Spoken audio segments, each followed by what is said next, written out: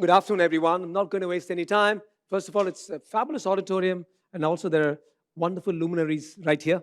So, without further ado, I'll start by saying that I have spent my life with lasers and laparoscopic surgeries and transplants and complex cancer surgeries. But today's talk is not going to be about any of that. All right? Moraji Desai was once asked, is India a forward country or a backward country? And he said, it's an awkward country. And it's quite true. On the one side, we have high-end technology, high-end entrepreneurs, high-end power. And at the same time, we have a gross discrepancy of growth and development. Why? It's because of this one word called a narrative. What is a narrative? When there is a fact, something happens, that is reported, and then there is a narrative. Sometimes that narrative gets reversed, and it's the narrative that gives us an identity. It's very, very important. And sometime back, I released this book called Heroes, when I wrote about a lot of freedom fighters. And I did an oil on canvas. I do this as a pastime. Painted 4 freedom fighters and put it on Facebook. And I have close to 100,000 people following. Not even one guessed the 4 freedom fighters. This is because there's something essentially wrong in our narrative of Indian history. Now, Socrates himself said, the most important 2 questions that will bug a man till he dies are, 1, to know the truth about Eros and Thanatos, love and death. And the second is, who am I? What is my identity? And for that, we need to study something. When was the first Indian mutiny? Quick. Yeah, everybody will say 1857. It wasn't 1857. It was 1806. And it was only 2.5 hours away. It was in Vellore, where the Hindus and the Muslims fought against the English for asking them to shave off their beards and cut their hair. But it's not reported in the narrative of Indian history. We all say Jai Hind in every inspector, every movie, we say Jai Hind, Jai Hind. Who first said Jai Hind? It was a person called Mr. Shenbagaraman Pillai, unknown to the world. You all go around saying Jai Hind. He was a brilliant student from Trivandrum, who then went on. He kept on saying Jai Hind every time somebody said good morning or good afternoon. His father, being a police inspector, flogged him every now and then. He left the country, went to Europe, studied 12 languages, became close to Kaiser Wilhelm, Emperor of Germany, and he was the man who came and bombed Chennai in 1914 in a ship called the SS Emden. They say Big Emden. Emden, he was a second in command, Shenbagaraman Pillai. He went back, and in the 20s and 30s, he inspired Netaji Subhash Chandra Bose to start the Indian National Army. He's the one who planned a double attack on British India, one side from Afghanistan and Kabul, and the other side from Burma and Singapore. And eventually, he was the only person who stood up when Adolf Hitler was talking to thousands of people. He said, the Indians are also trying. This is in 1934 in Berlin.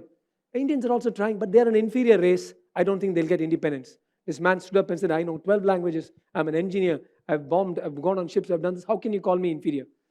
It's the only person to whom Adolf Hitler apologized publicly and said, please come for dinner tomorrow or day after. Unfortunately, the Gestapo poisoned him and killed him in 1934. And before he died, he told his wife, all I want is that my ashes be sprinkled on an independent India. 1934. Only in 1966, after fighting with the government, going to jail several times, his wife got his ashes and sprinkled it in a river called Karamana, close to Trivandrum. I didn't know about this. I don't think anybody knows about this. What's wrong in our narrative? Something wrong in our narrative. I'll get quickly to where I'm heading.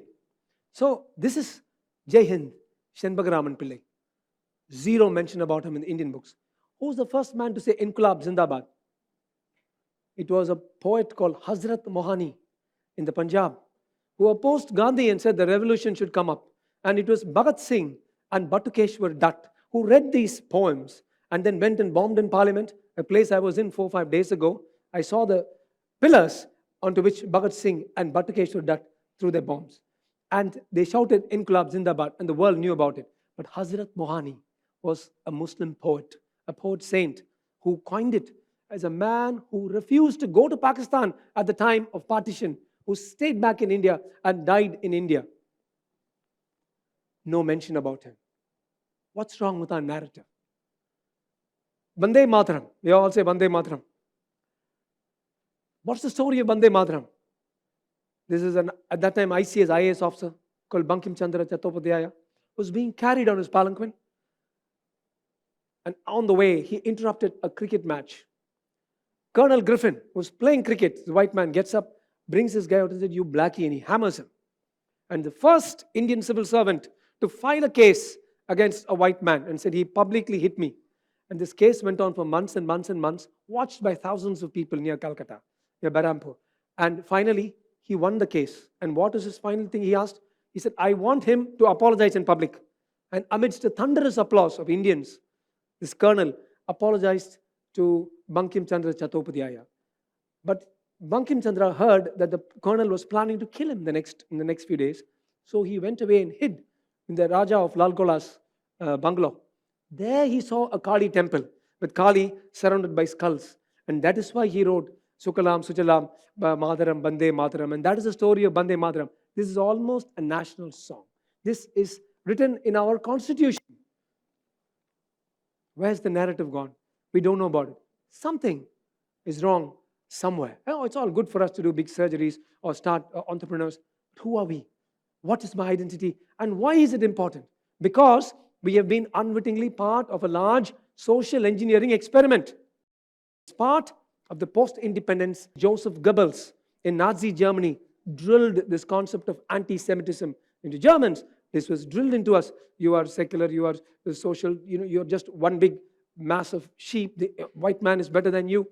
And this social engineering, ideally, it should be the individual, national, and global. But somewhere, because of this psycho-manipulation, we lost our identity. Most of you people here are much far younger than I am, but when we grew up with a history of shame that the Mughals had kicked us around for 300 years. The English had kicked us around for 200 years. When I finished medicine here too, I could have continued surgery here, but I wanted to go to England. In some unbeknownst to us, it was thrust upon us that the person who got his English right, like I did, or the person who could tie a bow tie, like James Bond, like I did, or the person who could wear a tux, like I did, was in some way mildly superior to the Satta Veshti guy, which is excrement, which is a bull's excrement, because we are all part of a massive social experiment. What the narrative does for you, this is called reverse narrative. It changes your ideology. It makes you feel inferior. Most of you will be familiar, anybody with WhatsApp, about Thomas Babington Macaulay's letter. Now that letter itself is apocryphal. We're not so sure whether he really wrote that letter, but there's a letter whose contents are apocryphal, but the idea is exactly what the British practiced.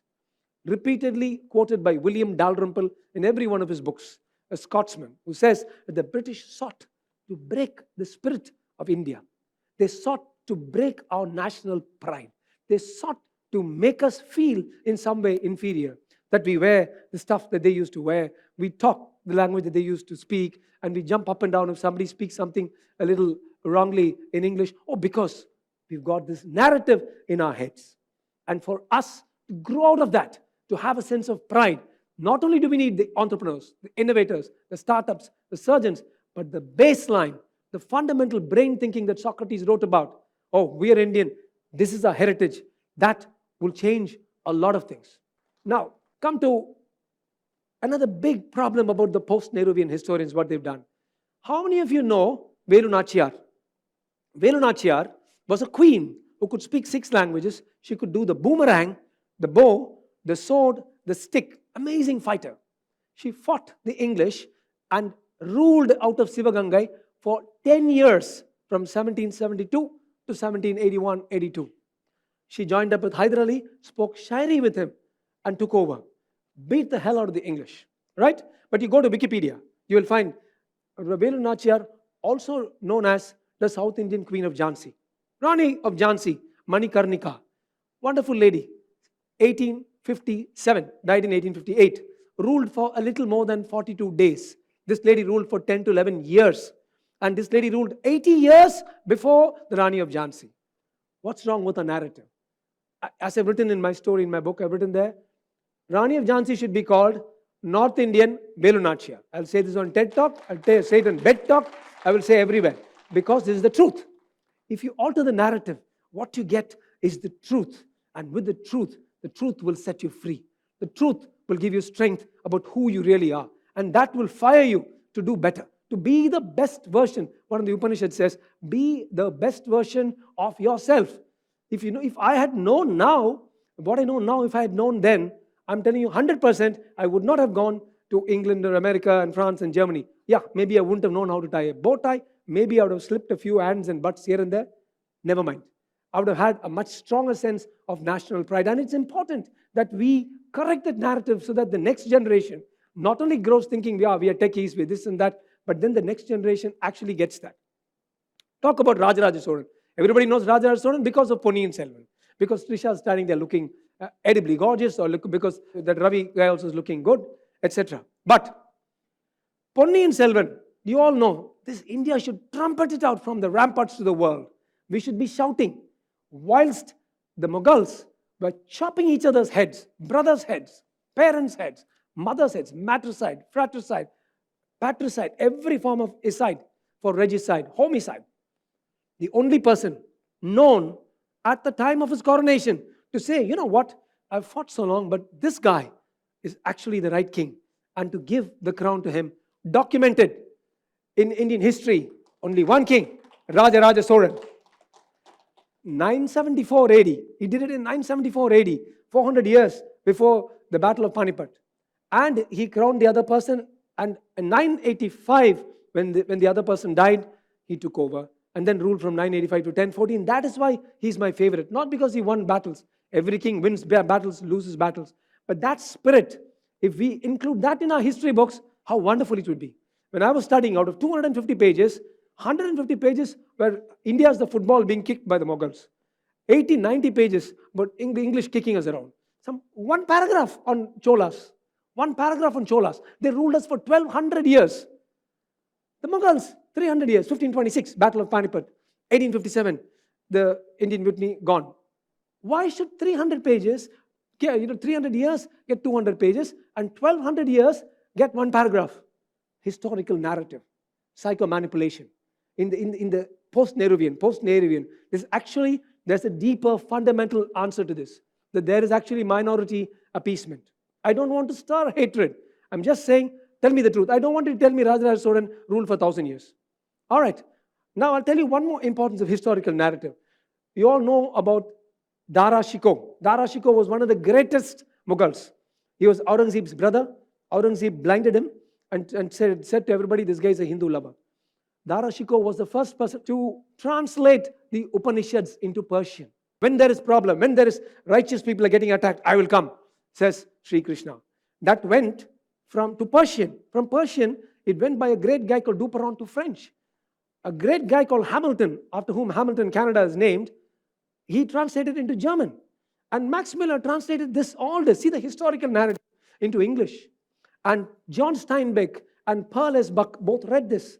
And one of the most famous lines of John Steinbeck's Grapes of Wrath, one of the most famous lines says, when boy is dying, he's killed all the baddies, and he's also dying. He's dying on his mother's lap. And he's saying, I'll be back, Ma, I'll be back. I'll be back whenever bad people come up, whenever they hunt down the poor and the sad and the needy, I'll come back, Ma. Same, Paritranaya Sadhunam. This is a historical narrative, beginning in Dara Shikoh in the 17th century, going all the way up to Pearlsburg, up to America. This is what we really need to do. Correct it, not for politics. Correct it for national pride. Correct it because each one of us can be the best version of ourselves if we feel we are true Indians. Now I get up and say, I'm Rajaraja Cholan's guy. I'm Velu Nachiyar's guy. They wouldn't have done this. They wouldn't have done this. There would be no Nirbhaya if we respect Velu Nachiyar. There'd be no fratricide if we respect Rajaraja Cholan. And I would say the best way is to change the historical narrative, rewrite stuff, which is beginning to happen, thank God. It's beginning to happen. Rewrite stuff. Understand where we come from. Understand our true identity, our DNA. And instead of the shame and the guilt that we had it, replace it with pride and with honor. Jai Hind.